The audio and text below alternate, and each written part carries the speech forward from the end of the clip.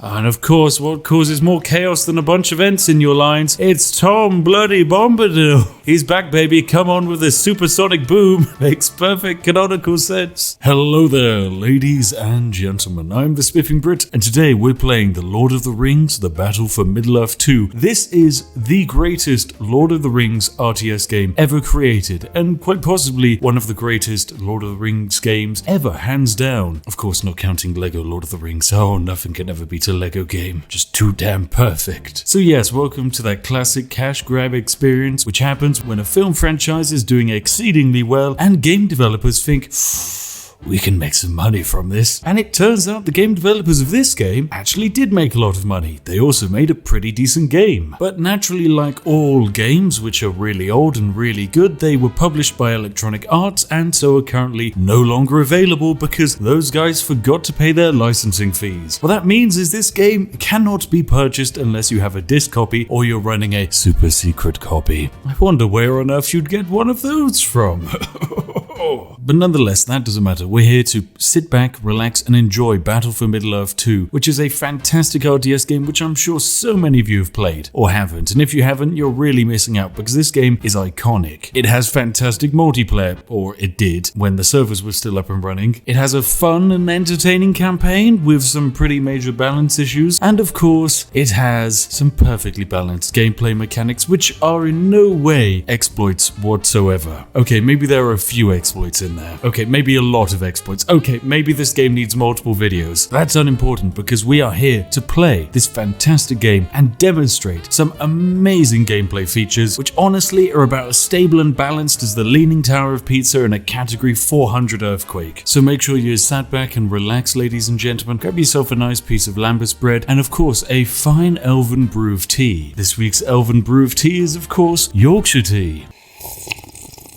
Yorkshire, of course, being one of the hidden realms of men in the Lord of the Rings universe, but trust me, it's there and it grows tea. So what are we doing today, ladies and gentlemen? Well, I will be showcasing a very minor issue with the game, and that would be a 100% immortality exploit. That's right, an exploit which means that you physically cannot die or lose the game. With this exploit at your disposal, I'm pretty sure it would actually be harder to lose the game than get hit by lightning, although I do welcome you to try. So how does this exploit actually work? Well, it's relatively simple. All you're going to need is a copy of the Battle for Middle-earth 2, doesn't really matter what build you're on, and quite simply hop down into the My Heroes section. This is a lovely feature of the game which allows you to create your very own custom heroes to take into a game. You can make up heroes of any race, of any origin. They can be literally anything. You want a female elven archer called Idrial? You can have one. You want Berefor, the captain of Gondor? Well, guess what? You can make one. You can give them a bunch of powers, a bunch of magical stuff. They can do a bunch of bonuses to all of your allies, which is lovely. Naturally, we don't want any of these people. We want to make a brand new hero, one who is perfectly balanced. Will they be a human, an elf, a wizard, a dwarf, a servant of Sauron, or a corrupted man? Yes, this is what happens when you drink too much coffee. Ugh, the corrupted men. The hearts of these men are easily corrupted, and many have fallen to the promise of wealth and power. Coffee cannot give you wealth and power. The energy from coffee is temporary. The joy of tea is everlasting. But alas, all of the other classes are actually useless, and there is only one overpowered class in this game. That is, of course, the elf. You can have a female elf or a male elf, but for the purposes of this video, we're creating a male elven archer. Now, who is going to be our hero? A hero to defeat Sauron himself, one to banish all of the dark and evil forces from Middle-earth and protect the realms of men. Only a hero of true prowess, of ultimate power, can be given the gift of immortality and almost complete and utter destructive power. Who shall our legendary hero be?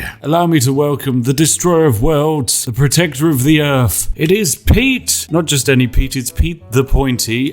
He's pointy because he's got them pointy elf ears, but also he's got that pointy bow which he's gonna hit you with. So yes, welcome our legendary hero, Pete.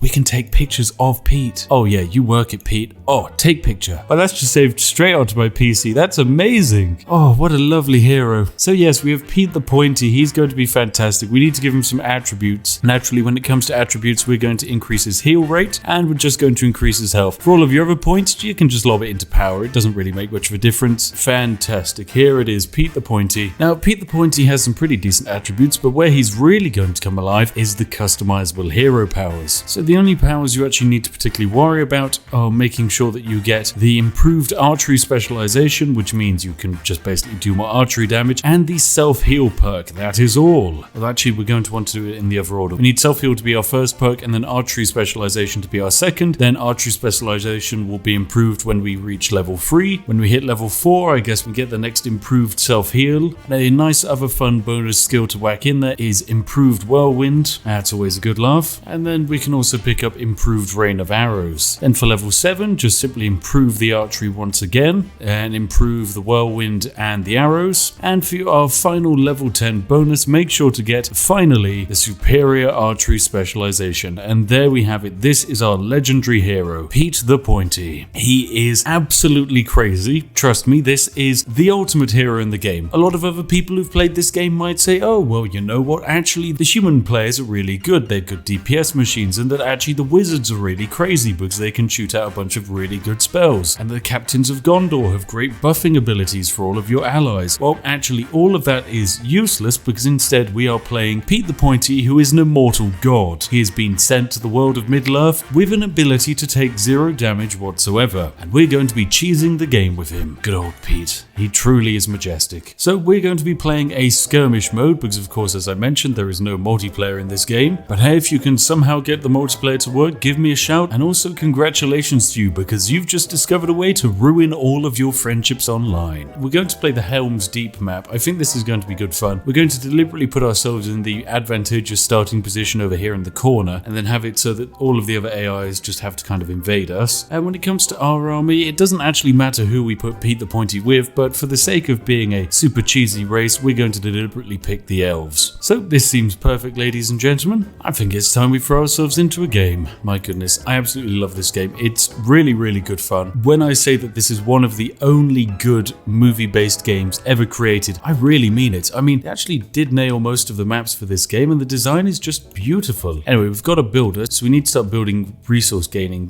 devices. In the elves' case, they gain resources from trees. Yeah, I know, bloody hippie elves. I love them, but please, guys, there must be better ways of having an actual strong economy than just trees. So at the start, all we need to do is actually build up an economy large enough to summon Pete the Pointy. He costs 2,000 points to bring into the game, but once he's in the game, yeah, he basically controls the entire game. Other than him, the only other things which actually matter are having a ridiculous ton of towers to defend our empire. Oh, and also some barracks to train some archers. But anyway, good news, Pete the Pointy has arrived, and Pete the Pointy is very, very balanced. So where do you think Pete the Pointy's immortality is going to come from, ladies and gentlemen? This is actually quite an interesting question, because who knows? Maybe it comes from the fact that he has a high health regen rate. Maybe it comes from this very strange skill, the self-heal. Or maybe there's something else at work. What do you think it could be? I'll give you a hint, it's just completely and utterly broken. Anyway, Pete the Pointy is going to start wandering down towards the enemy, and we're going to start improving our economy even more. Pete the Pointy has just noticed that the enemy forces are trying to get into our gatehouse, so it's up to Pete the Pointy to defend from these orcs. Now, Pete the Pointy is a hero, so he does more damage than most, but even so, he should take damage here. But don't worry, we have the self-heal skill to perform a moderate healing ability on themselves. Not that the enemy is even going to attack us, because they're just trying to run straight for a gatehouse. Wow, great. So Pete the Pointy is now almost entirely leveled up. Oh goodness, but the red player, now they're really going to start sending an attack force against us. So Pete the Pointy is busy leveling up on this random tunnel here, although it is going to take him quite a long time to do it, because at the moment Pete the Pointy isn't technically that good. He's only level 1, which means he's very weak, but he doesn't actually have much of a rush because our borders are being defended by a bunch of elves standing on top of a wall. Come on, Pete the Pointy, get good, my friend. You know, we're actually going to have you get good on these orcs over here instead, because, you know, you'll level up faster from killing units. Right, there we go. Kill them. These are goblin archers. Now, they do shoot back, and as you can see, Pete the Pointy is now going to start taking damage. You can see it in terms of his bar up at the top of his head will go down. Actually, no, he doesn't seem to be taking any damage. This would probably be because his natural health regen is actually higher than the amount of damage these goblins are doing to him. This is the case at the start of the game, but given time, Pete the Pointy will no longer be immortal. But hey, he will at least become level 3 and have his improved archer specialization added, meaning he can now do proper damage. At the moment, we're currently seeing the battle of the three armies in the form of 3 sets of AIs are currently trying to get on top of our walls, but they're not actually going to be able to do it because, of course, we have Pete the Pointy. Oh no, but Pete the Pointy is taking damage. Well, we're going to have to use his improved self-heal. But whilst we use the improved self-heal, we're going to hit L and click on the map. Now, what this means is Pete the Pointy immediately heals. But you're noticing we can still do improved self-heal. So we press it and move on the map and suddenly he's back at full health. But hang on a second. This doesn't make sense. It's an ability. Abilities should have cooldowns. Pete the Pointy, why doesn't your ability have a cooldown? Oh no. Is this game broken?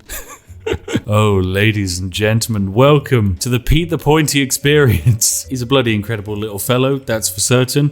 He physically at this point can no longer be defeated. He's achieved immortality. You see, if we were to normally use the improved self-heal, as you can see, it has a cooldown, and that cooldown is quite a long time. Meaning if he was now going to get into combat, he would probably die eventually. Oh no, it seems all of the AI factions are now starting to merge up on top of Pete the Pointy. Pete the Pointy, run! Well, it's a good thing I guess we gave Pete the Pointy a tornado spell. Don't ask why he has a tornado spell or why tornado spells are even in the game, but you know, they are, and they can just fling horses around. Yeah, it's perfectly balanced. This is fine. This is absolutely fine. Oh my goodness. Right, Pete the Pointy, all he has to do is hold the gate. At the moment he one-hits all enemies. Wait, can you just do Whirlwind again? That doesn't seem fair. Did I maybe click whilst I did the Whirlwind? Does this work with all of the abilities? Please tell me it doesn't. Anyway, Pete the Pointy is now a level 9 hero, and he's got his immortal heal because every time he takes damage, we just tap that L key. Oh my goodness. Anyway, we can spend some of our power points and unlock Summon Tom Bombadil. Now, don't ask me when in Lord of the Rings they had the Summon Tom Bombadil ability, but apparently Tom Bombadil is a level 10 legendary hero with the ability to do a sonic boom shout. I just don't even know. Look at this. The sonic boom shout. When was that in Lord of the Rings? When did Tom Bombadil turn up and do a sonic boom? Please, game. Please. Anyway, our legendary hero is going to do an improved rain of arrows, I guess. Is he actually going to do the improved rain of arrows? No. Sadly, we can't choose the improved rain of arrows. But anyway, he's a level 10 hero, and now that we have our defenses set up in the form of 2 sets of elven archers, well, 3 that can no longer be defeated because, you know, they are elven archers sat on top of a wall. So we're going to send Pete the Pointy into combat. He's level 9 now, so I guess we just send him in to kill more enemies. Oh, here they come. These are some improved and upgraded enemies, ladies and gentlemen. Half-troll marauders. They are one-shots for Pete the Pointy, who is a greater archer specialization. So he now one-shots everything that goes his way, and he's also stealth whilst doing it at the moment, I think. Oh, look at those beautiful arrows. Great stuff, Pete the Pointy. You just can't be killed. Anyway, I think it's time we send you just straight into the enemy's base or something. You don't seem to be able to be countered at all. Oh no, they're shooting at you, but it's not doing damage. Also, you're now level 10, so that's superior archery specialization. Oh, and of course, we can now do the summon Ant Allies ability. You remember that from the film? Well, guess what? The Ents are back now, baby, and they lob rocks. They really lob rocks. They're just DPS machines. So the immortal Pete the Pointy is now going to solo the entire enemy base. I just need to find it. I'm pretty sure it's somewhere down over here. But yeah, we can just send Pete in and we'll have to hit it a couple of times. Well, actually a bunch of times, but he should be able to absolutely decimate them. Now, as you can see, he's about to get attacked here by a bunch of orcs and so on, because you know he's deep in enemy lines. But once again, just tap that L key and click anywhere on the map and suddenly he's healed up to full. Yeah, this is fine. This is absolutely fine, game. Why wouldn't this be fine? I know that this is an old game as well. This is really old in terms of games, and especially RTSs, but please, how was this not even tested? So the way this exploit works is the improved self-heal ability heals your character up a certain percentage. In our case, I'm pretty sure it's about 30% or 50% it actually heals your health up. The only downside is the tick for the cooldown actually happens about a second after the ability activates, and actually requires the animation to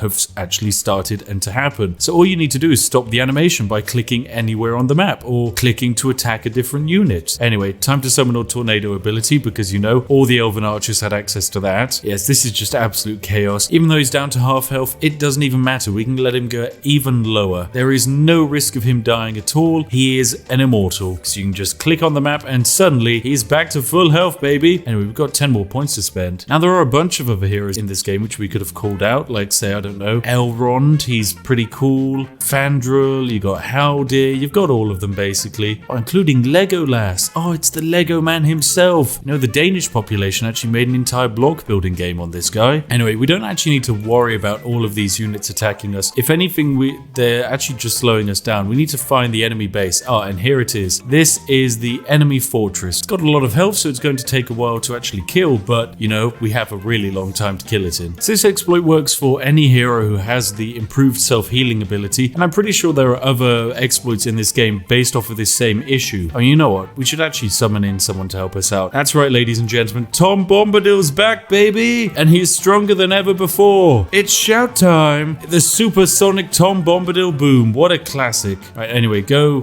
punch that building. Oh, look at that classic siege breaker Tom Bombadil. Oh my goodness, this is ridiculous. Yep, we've almost done it. We've almost completely shattered the enemy fortress. It's an upgraded fortress as well. It's quite powerful, very strong. Although it matters little because, you know, they are plowing and focusing all of their attacks on an immortal god which cannot be defeated. Good old Pete the Pointy. He knows no limitations. He has no weaknesses. Alright, now that the enemy fortress is down, I guess we just have to focus on killing the rest of them, which is fine, you know. We can just do a nice area of effect arrow. Oh my goodness, this is it. We've done it. We've absolutely done it. This is stupid and ridiculous. We haven't even upgraded any other thing in our empire. Oh, they can't even do damage to us. This works on all difficulties. It works with all AI. The only advice I can give you is that I really do advise you actually start defending your own keep. On this map, it's very easy because, of course, it's Helm's Deep. It has some really cool defenses. On any other map, just keep your fortress at the back and surrounded by a bunch of towers and walls if necessary. But it is actually very easy to defend in this game, especially when you have one hero sat in the enemy camp causing chaos and destroying all of its infrastructure. Anyway, we've gained the flood ability, so that's going to be relatively powerful to say the least. So here comes the super awesome horsey flood. Yep, there we go. It kills everything. Amazing. There we go. The medium AI over here has been properly defeated by us. All that's left is the blue AI over here. Well, or cyan AI. I'm not particularly sure what color this is. Who are evidently evil goblins of some kind because they have this strange oven going on. I guess it's a furnace. And of course we can just cause chaos for the enemy base by summoning a bunch of Ents right in the middle of the base. Yeah, these guys are great fun. They are just downright stupid because you can drop them anywhere in the enemy base and they will just destroy almost all of the economy buildings really quickly.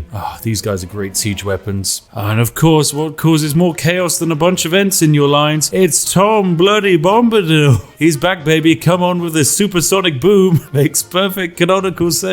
Oh yeah, some creative liberties were taken with this game. Honestly, for the better in my opinion. They're fantastic. And of course, because for some reason the One Ring is on this map, we're using the power of the One Ring to summon... Who are we summoning? We're summoning Gladriel. I'm not too sure how and where in the canonical lore recruiting Galadriel as the Storm Queen happened in Lord of the Rings, but apparently it did. Anyway, we can send out Pete the Pointy. He's even more overpowered now because we have this special ability here called Rallying Call, which means his abilities get improved by 50%. He does 50% more damage. So he goes from one hitting to one hitting with 50% extra. Sure, I guess. That's how science and maths works. Anyway, we might as well just go kill the enemy. At this point, we can't lose. Alright, here we go. Galadriel has arrived. Her special ability, Terrible Fury and Nature's Wrath. So she can do the tornado stuff as well. Great, lovely. So I've assembled this mega army of undefeatable chaos and we're going to take over the entire known world with it. I mean, the archers are just ridiculous on their own in this game because nothing can now get close to them. But infantry still has weaknesses. They still can't 100% win the game. And so for that, we're going to need all of our heroes. So our 3 heroes are just going to go and straight up charge the enemy base, which I'm pretty sure is, of course, it's right here. Lovely. Yep, we're just going to head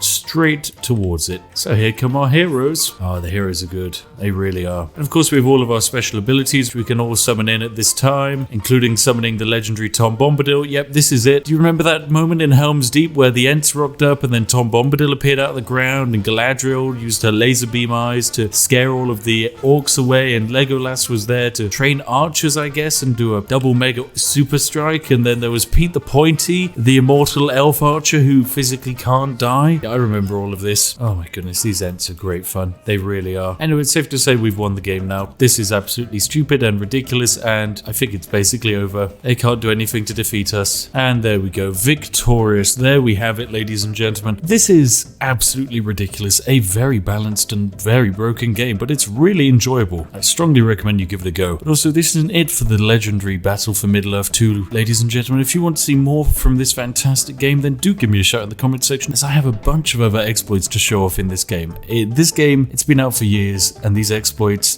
they're just seem to get worse the longer a game's been out for. Anyway, if you've enjoyed this video, feel free to give it a like, as that massively does help us out. And why not hop down into the comment section to pledge your undying love to Pete the Pointy, because after all, if you don't, he will find you and he will destroy you. He will shoot an arrow from so far away you cannot even see it coming, and once it arrives, it's already too late. So go make sure to tell him how much you love him. As always, a massive thank you to each and every one of my majestic patrons who make all of these lovely videos all the more possible. You guys are fantastic. Thank you very much. And hey, if you sat there in this fantastic self-isolation quarantine world which we now live in, then guess what? I've got a fantastic offer for you. This video, ladies and gentlemen, hand-tailored and chosen by myself to be perfect for you. I know this video was a bit short, but don't worry, it was downright fantastic. And this next video, it's even more fantastic, if such a thing was even possible. Anyway, I'll see each and every one of you in the next one. Have an absolutely lovely day, and goodbye for now.